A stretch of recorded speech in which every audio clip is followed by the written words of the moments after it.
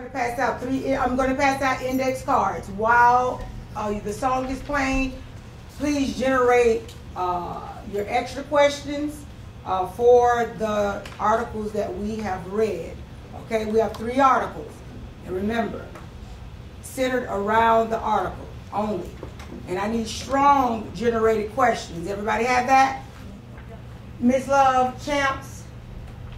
Love conversation. Level 1. Help. Ask your neighbor for help. I think classroom management needs to start day 1 of school and continue to day 180. And it's important. Students thrive off of consistency and structure. And when you give them that, they're able to work. When it's chaotic, the room is chaotic. And they can't learn like that.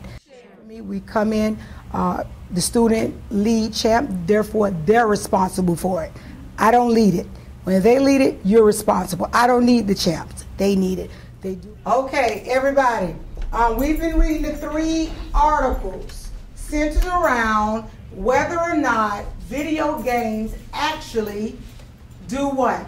Lead to violence. Okay? So the 3 articles we've been working with is Daniel Petra kills his mother and injures his father. Can a video game lead to murder? And also the other article, let me see yours, Keyshawn, is what was the name of the Columbine article? Do violent games lead? No, yes. Do violent games lead to murder? Exactly. So you had to generate questions around the articles. Now, with your generated questions, you will either support or oppose. So the rules for today is 1 question on the floor at a time, and at least 2 to 3 support or oppose. Please use your Padea language. I agree or I disagree. Have you thought about it this way? But you're also using the support of the text. So make sure it's relevant in the text. Just don't give me anything off the cuff, okay? The Padea language is, if I was responding to a student, I would say, I agree with you because, or I disagree, or have you ever thought about it this way? So it's just different forms of how you're answering the question and in the rebuttal, actually. But you have to use those sentences and get them to use those sentences. Okay? Okay, let's go at the first question. Somebody has the first generated question. Who's going with the first generated question? What was the author's purpose in the first paragraph? I believe that the author's purpose in the first paragraph was to grab the reader's attention by shocking him or her with the violence allowed in the video game. I agree with Chelsea because in paragraph 1, they say that Grand Theft Auto has sold more than 35 million copies with worldwide sales approaching 2 billion. And can a teenager go on a rampage killing three people, 2 police officers? Okay. I would like to rebuttal what Chelsea and Tanisha said, and I also said the author purpose in the first paragraph, how the violence game lead to murder and how people can buy and play these kind of games. Okay, how they could buy and play these kind of games. I like Keyshawn's argument. Okay, who has another question? Using tech support, how are the actions in Grand Theft Auto similar to the murder committed by Daniel Moore? I like that question. I believe that they're similar because in Grand Theft Auto, people, they kill police officers, and as it says in paragraph 2 of Can a Video Game Lead to Murder, see a car you like, steal it. See somewhere you don't like, something. A cop you in your way, blow him away. That means that it's violence, and it means that whatever they do, like how does it say, a cop in your way, blow him away. As those cops was in his way in the station, he blowed them away as he was doing the game. So he's exactly what? Repeating what the game does? Yeah. Okay, I like that. Anybody wants to support or oppose? Jashayla? I agree with Chelsea because in paragraph 1 it says that it says The game led the teenager to go on a rampage and kill 3 men, 2 of them police officers, so that means that he did exactly what the game did. Okay, I like that support. I would like to support what Chelsea and Jashayla said because, as it states in the article, that as you most like, once you have a mind of a teenager and your mind hasn't fully developed as the game, you sit there and you play it constantly and constantly. So exactly when you're inside the situation, you're going to do what the game was telling you to do. Good job. Give me another question. Awesome questions. Awesome feedback. Okay, Ms. Copeland. I said, look back into the article. Tell me, how did Morris' actions the night of the murder support his lawyer's assertion that the video game had conditioned him to be a murderer? Oh, wow. Okay. It conditioned him to be a murderer because he shot 3 police officers and he fled in a stolen police car, and those was also the options on the game. Okay, so the video game conditioned his mind to do that? Okay, so how long do you think? Now, do you think that the video games can condition your mind to do that? No. Why not? No, I think because I have the right state of mind. Because you have the right state of mind? No, I didn't. Because, wait a minute, I heard Samaria say earlier that the brain wasn't developed, but he's apparently older. He's 18. 18, and he's older than you, correct? So why wouldn't it condition your mind to do the same thing? Because I think the reason why I conditioned his mind, because he kind of had like a bad childhood, you know, because his parents wasn't really around, so I probably conditioned him to like have that as an influence of his life, and that's probably the reason why he killed them people. But me, I don't have a bad, I have my both parents and I have a good childhood, and I don't think that could influence me to do anything because I have 2 parents. Okay, so you're saying things lead up to that? Okay, let me get one more rebuttal. Let Raggins go. Go ahead, Raggins. I agree with you, but I would like to add on because in the article it said that your brain is fully developed at 25 or 26, so the childhood might have conditioned to be that, but since his brain hasn't really fully developed yet, he's gonna be learning that stuff and he's gonna do what he's learned. Oh, okay, so he's just doing what he learned. Okay, give me another question. I like that one. Go ahead. You have a question? Okay. The video game industry gave him a condominium that popped up in the blink of an eye. What does the word condominium mean in paragraph 5? Condominium. What does condominium mean? Okay, Ms. Harder. I think a carnal menu means to think in a violent way, a mental option like a menu. Okay, thinking about a way. You want, Ms. Love? I believe that the cardinal menu that they're talking about in the article 5, in the paragraph 5 means that a vision popped up in his mind of what to do, like what to do. He got to think fast of how to get out of here, how to escape. Exactly. A visual popped up in his mind, and when he saw it, one popped up in his mind when he was at the station. So what did he have to do? He was acting fast. And who was in the path? The who? The officers. Exactly. So when the officer was in his way, he was doing exactly what the condominium told him to do, right? Exactly. Anybody want to add on to that? I would like to add on what Chelsea said, because also he did not think about one thing to do. He thought of several things to do as he was learning inside the video game. What is that called? If you're thinking multiple choice. Well, multiple choice. But when we're thinking and we're plotting, what is the word we use? Premeditated. Okay. Good job. I like that. You have a question on the floor, Mr. Keyshawn. Morris told police officers, life is like a video game. Everybody gotta die sometimes. How does this quote support assertion of the attorney? Oh, wow. Okay. Wait, Ms. Raggins is up. I'm sorry. His defense attorney asserted that Morris spent so much time with the video game that it conditioned his mind that there's no other value in life, that since his childhood wasn't really good, so he turned to the video game like that's something else that puts his mind in another world, and it makes him think about just the video game. And the video game, since you can do a whole lot of stuff with it that you really can't do in the real world, in reality, he went to the video. He had turned to the video game, and so his mind is conditioning him. There's no other value in life, just to play, kill in the video game.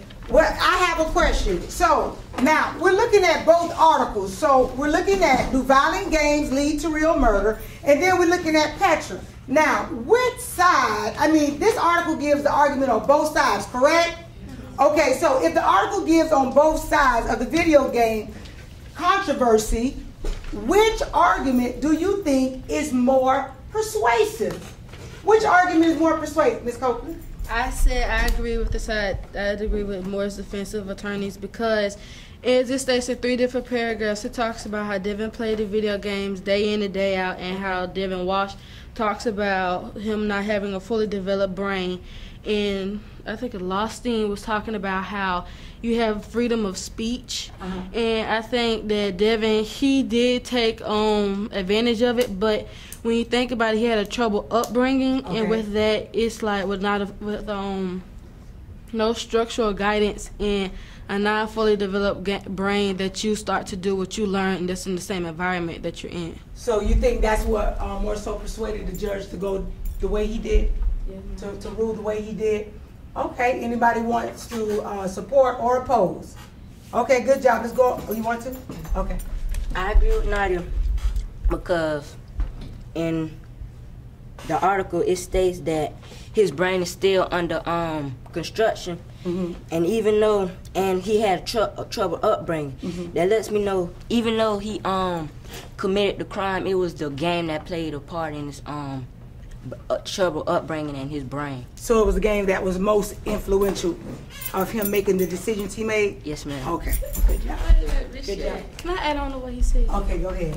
I think the reason he played the video game was so much is because he wanted to escape the real world, because he felt so much anger and pain and sorrow because he had no one that he felt like he was appreciated and that he had the power to do whatever he wanted in the game. I like that, Nadia. Escape. Love it. Love it. Okay, give me a question on the floor. Who has a question?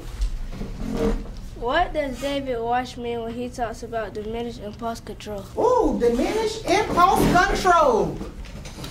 I read that diminished impulse means that a teenager has less control of their impulse than an adult, so that is due to brain research that David Walsh did. And why does a teenager have less control than an adult? Because their brain is fully developed. Because when their brain is fully developed, what they taking in is what they're learning, basically. Exactly. William, you wanted to add? Okay. I also believe that diminished impulse control is when you have less control than a more superior and smarter person than you, or older. Okay. Good job. Good job. What you want to rebut, Nadia? You want to rebut? Wait a minute. So when I think about what William just said, he switched some things around. Okay, what did he switch? He switched around that diminished impulse control. What Chelsea said, it means that you don't have a fully developed brain till you're 26 and over. Okay. And in some cases, people might think that if you have diminished impulse control, that the way you was raised, it would have changed the way you would have thought and did things. But that means that you just have a mental illness. Oh, is she right? Yes, she is.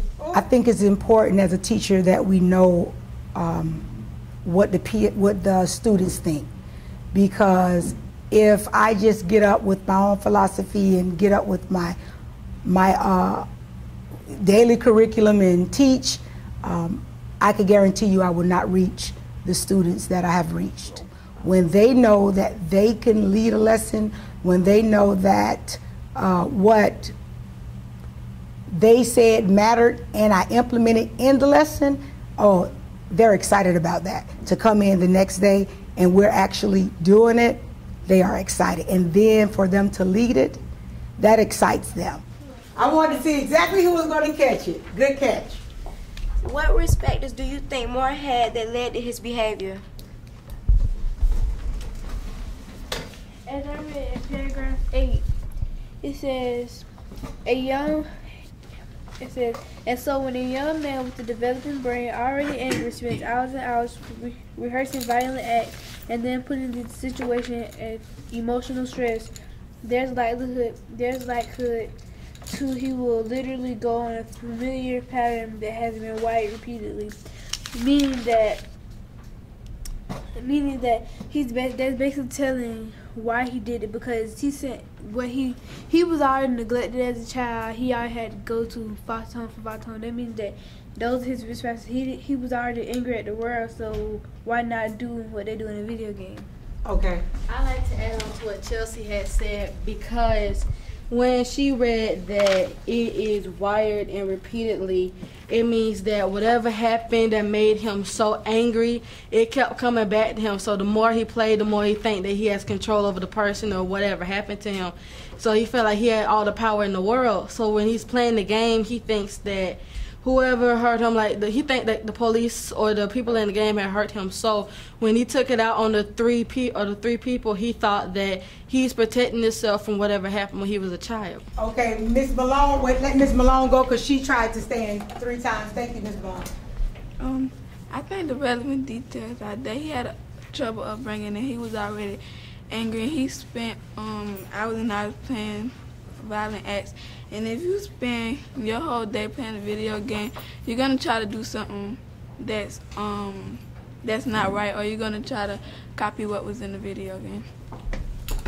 I disagree with what Nadia was saying, because I don't necessarily think that he had killed the police officers because he felt like it was to protect himself. I think he played them video games for hours and hours because he wanted to have some relief of all the hurt and pain he had probably had. So he used the video game to release himself, to feel free. But he played it so many times that he was kind of an addict to the game, so his brain wasn't fully developed. So he believed in the game as that was really life was about. That life was about, because his parents wasn't there to teach him from right from wrong, to show him that wasn't real. So he kind of and the game was an influence to him. But then he got in trouble with the officers. He didn't know how to react with it. He didn't know how to react. So, as the game showed, he kind of trained himself to do that. As the game showed, he had reacted the way the character on the Grand Theft Auto had did, because he didn't know how to react for him getting in trouble. Okay. I agree with Natasha, and I would like to add on saying, because if we was inside that predicament growing up as him, we wouldn't know what right from wrong was, but as we inside the situation, our parents is there to teach us what's right from wrong. So if we was inside his shoes, I don't think we would have never even thought about killing 3 police officers. Okay, good job. But I got Are we exhausted? Okay, we haven't exhausted the question. I know that question is hot. Okay, what's the rebuttal, Nadia? I had a rebuttal with what they said, because even if you was brought in a good environment, you still have things that you're angry about. Meaning you have choices. So with the choices that you make, it depends on how you choose to do it. Because if you're angry, you could choose to walk it off. Or if you have the upbringing that he had, you will stay. Or if you have a little, it's something in your mind that'll tell you to do it, and it's something that'll tell you not to do it. Okay. It's like you have the devil on your shoulders and you have God on the other shoulder. And so what the thing is that he didn't want to hear what God had to say. He wanted to listen to what the devil had to say. And from him doing that, he reacted towards he did a quick reflex instead of thinking really hard about what he should do. So him playing the game day in and day out really conditioned him to think that it's okay to do it. But knowing me, if I was brought up without a mother, I probably would have thought twice about doing it. But then again, if you have a non-fully developed brain, you wouldn't understand what was going on, but you would try to want to do something, try to stop yourself instead of keep going and just not having no control over your mind. Okay, so I think we've exhausted that question. Can somebody give me another question on the floor? You have a question, Lisa? Yes. Okay. Can you elaborate on why Thompson believes that the industry, not Devin Moore, is ultimately responsible for the death of police officers? That who's responsible for it? The game industry. The game industry? Okay, the game industry is responsible for it? By drawing conclusions, I believe that they believe that the people who developed the video game basically programmed Moore to react the way that he did. Okay, so why do you think they believe that the video people programmed Moore to act the way that he did? Because, okay, hot question. Okay, wait a minute. Why is that? Miss Burnett, Miss Scott, let Miss Scott answer. I think because they put all their mind and everything into making this violent video game. It's like they steal police cars, they shoot police officers, which the people that kids mostly look up to. And so I think that they put so much energy into this game until that it got in the hands of a wrong person and they just did something that wasn't really meant to be with the game, but still the video game, people should have made it less violent, but still the type of game that they was trying to make it. I think that, well, I believe that from the information from the article that this the video game industry fault, because yes, they could, they don't really care how much violence in it because they're making money off of you. It's like it's like they don't care, like with the companies, how they put a lot of salt in the food. They don't care because again, they get money still. So regardless how much how much violence they have in it, it really doesn't matter to them because they're still getting paid regardless whether people like it or not. So in other words, let me say, Ms. Raggers, the industry actually know who's going to buy the game. Kids, regardless. And they know your parents are going to buy it for you. So now, although his parent, in the other article, had taken the video game away, but what ultimately happens? Some of y'all will sneak the game, stop and go and what? Buy it. So really, whose responsibility is it to buy it or not to buy it? Okay, so why should we hold the manufacturer responsible for what's going on here? Let me hear Mr. Keyshawn. I don't think it's the maker's fault, because the thing about it, it do have a restrict age on it. It says 17 or older. Okay. So if you 17 and younger, you shouldn't be able to play it. So it's not the maker's fault. It was meant for a grown person. Okay, exactly. So in other words, he should have thought about that. Actually, the age restriction on it. So we can't really blame the manufacturer. And I know Nadia is eating it up. Go ahead, Nadia. I agree with Burnett and Natasha, and I agree, disagree with all three of them, but I kind of have to say, I like to add on to what they said, because it's really both of their faults. Okay. Because even though the game is very interesting and it brings in a lot of money, you have to think about it, because a lot of people underage will buy this game. And even though he was underage, he should have had the right of mind to say no instead of buying the game. And from that being, he wasn't thinking and he didn't have no right structure in life. So from that being said, that if the video game industry hadn't made it so violent, he had to play it so much, there wouldn't have been no problem. Okay, I like that. We're going to get one. We're going to get one. Everybody have a seat. Let Ms. McClendon, I'm curious. Well, I think I kind of rebutted with you, Keyshawn, because you said that the restriction age is 17. Well, in the passage in paragraph 3, it says that he is in paragraph 2, it says that he is 18 years old. So basically, the maturity age can be any age, because basically, well, anybody can be mature, but it doesn't mean that they're ready for the game. Okay. I like that. It's okay. A question on the floor. Who has a question? Who has not given me a question? Go ahead. Attorney Paul Smith compares controversy with video game and violence. How are they similar? Oh, okay. He said Attorney Paul compares controversy with video games and violence. How are they similar? I said it's similar because he compares them to how comic books had came out, how people saw them, and when they first hit the stores and the stocks and when they were bought. Okay, so comic books. What do you think have the most influence over teenagers right now? Video games? Video games. Or why not comic books? Because comic books have all the... Because in comic books, you don't have a virtual world. In the video game, you go to a virtual world, like you can actually be inside it without leaving it. And so with the comic book, you just sitting there reading this picture of what's going on, where you can be sitting there really seeing what's going on inside the game, but you can't see what you're reading inside the book. So I'm thinking about those people or those individuals who are really into comic books, right? Follow me for 1 second. And they're not into the video games, but they're into the comic books. So their virtual world is actually the comic book. And it's actually coming, because remember when I said we read, it actually supposed to play like a movie in your head. So what is the comic book actually doing? It's playing like a movie in his head. Do you think that will have an influence over the individual? Yes. You don't think so? Not all the time. Not all the time? No, because some have structure though. Some have structure. They know their limits. Jashayla. I agree with what you're saying, because some people they gonna try to dress up and they gonna try to act like the people in the book, and they gonna get in trouble.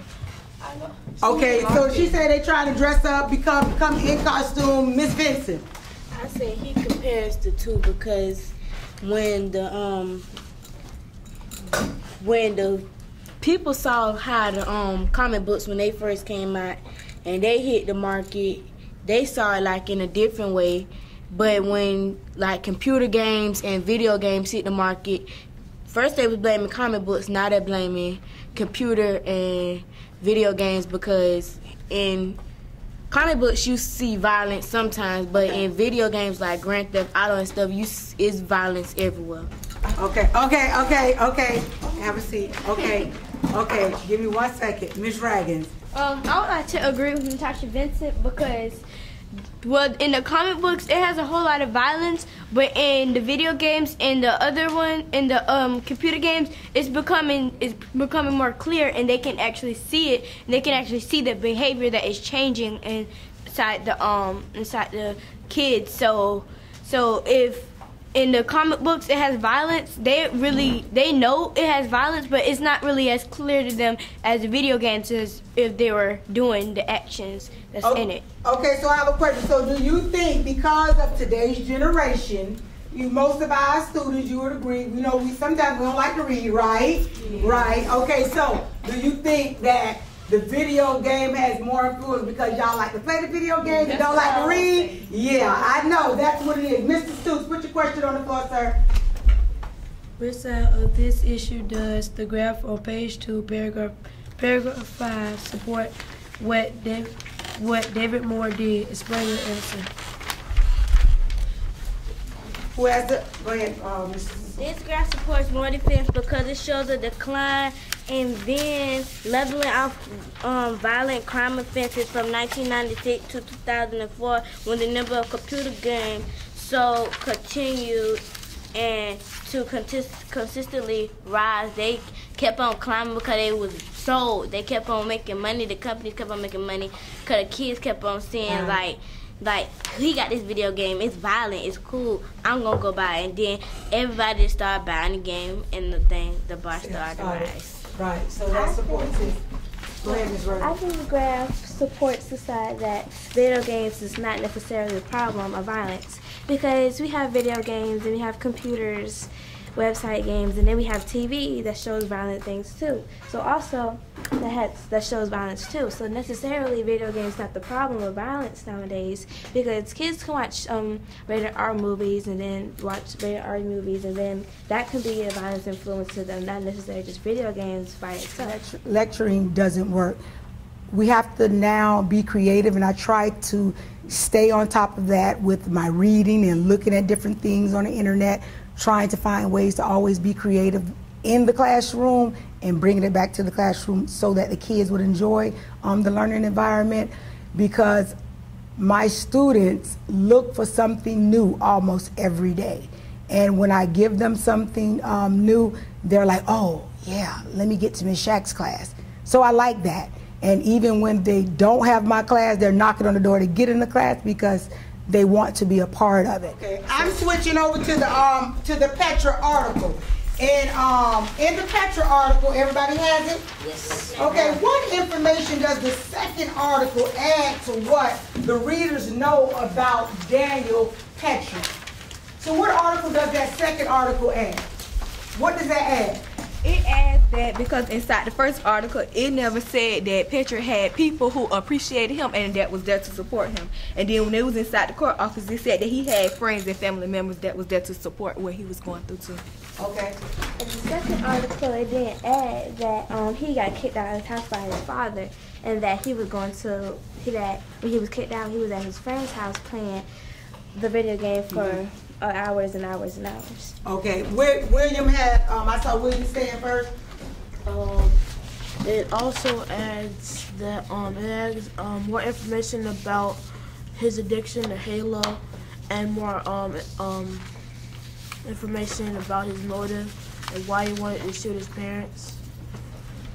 Okay, and let Ms. Raggins answer. It adds that Daniel Petra, he made the the scene, and he made it seem like the death of his mom seemed like it was so he had premeditated it, but he made it seem like it was a suicide due to Devin Moore. He did it out of the game. Like, the game was conditioning him to do that because he had a trouble upbringing. But Daniel Petra, he made it seem like the daddy did it, made suicide. So it was like premeditated. He thought it out before he did it, so he knew what he was gonna do. So. Okay. Also, I would like to add to what Samantha's saying is that also he thought, because it states in the article that he said he thinks that when he shoots them, they're going to come back to life the next day. Exactly. And why did he think they were going to come back to life the next day, William? Because he played so much Halo. Because he played so much. And what happens in the game? In the game, the characters kept coming what? They kept coming back. So it had conditioned in mind, shows you how the development of his brain was. He was not fully developed. Miss McClendon? I think I kind of rebuttal with that because it says, even though he snuck out his window, it says a month later, I think his brain kind of healed from the game. I don't think he was kind of still addicted because it says a month later, he went back and got the game. So I think he kind of healed. I think he knew what he was doing because specifically in paragraph 3, he says, also on Monday, would you guys close your eyes? I have a surprise for you. And the parents expected a pleasant surprise, so he shot them. I think he exactly knew what he was doing. I didn't think it was a mistake. So do you think, I mean, how can the brain, well, I understand what you're saying, but do you think that he was still like in that video game mode in playing when he left? So therefore now he comes back to actually get the video? No, I don't think so. You don't think so? Because basically, like, say for instance, well, I can't say that because I know if I do something. If I do something bad, I think I get over it instead of keep going back for it, even though I know I'm going to get right back in trouble. I just stay out of it. I think my man to be fully clear not to do that again. Don't even go in that. Don't even do that anymore. Okay, because your parents had taken something away from you. Samari? Like, have you ever thought about it this way? Because once you go to rehab, you don't stay in there for just a month. They keep you in there for several months to get over your addiction. And as he had an addiction, I don't think it's only going to take him 1 month to get over it. It's going to take him some time because it was a mental issue, correct? Okay. Go ahead, Ms. Scott. I would like to agree with you, Samaria, because it won't, like, people that do drugs nowadays, they have been doing it for a long time. Like, he hasn't been playing this game for a long time, but he's been playing it for quite a while, and I think that it rubbed off on him. And when he went to the rehab, that it takes a little more time. So I think you was trying to say that when he go to rehab, he just stayed there for a month. He knew that he still had it inside him, but I guess he just didn't want to confess that he haven't got over his addiction because he wanted to go out and get out of rehab and do it more. Okay, play the video game. I would like to agree with Samaria and Burnett, but how y'all thought about it this way, that in the article it says that Patrick was suffering from a brain injury that happened a year earlier, and he was used to playing the game so much because he stayed in the house for a year playing the game. Okay, so let's exhaust this. I have another question. So can someone summarize the events leading up to Petra's shooting? I'm back on the Petra Daniel. Summarize the events leading up to the Petra shooting. Go ahead. Well, the events leading up is when he spent hours and hours playing this violent game. And then he got this game that he was addicted to, that he loved so much, taken away from him. He was angry inside, so he put the anger into action, and then that's when he shot his mother and his father. And that's why the judge actually called it what? Premeditated. Because premeditated meaning that he what? He had time to think because he pre-planned everything. Pre-planned the events. And as Alexa stated, in paragraph, what paragraph were you in, Alexa, when you say they came home and said, close your eyes? He had a pleasant surprise for them. So he had planned all of that. So those are the differences in the articles, okay? Who has not put a question on the floor? You have not put a question on the floor? Go ahead. What information does the second article... Oh, you already said that one. What information the article leads the reader to believe the shootings were premeditated?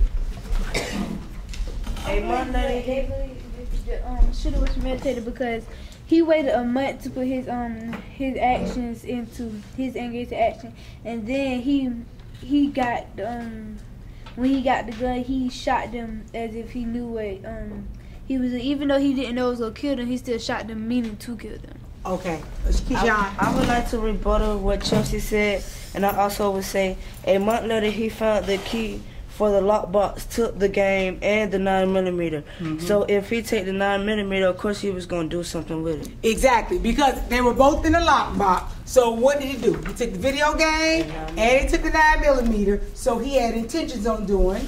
Yes, exactly.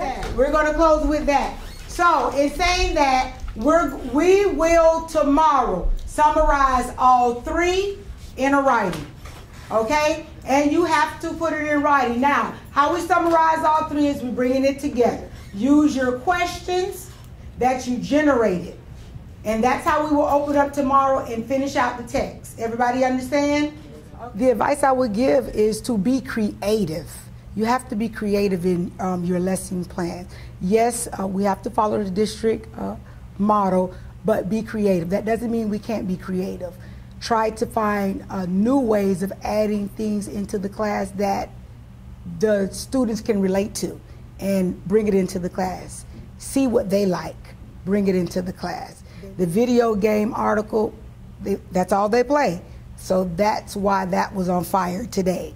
So just researching and always staying abreast of what the students like or their interests will help them.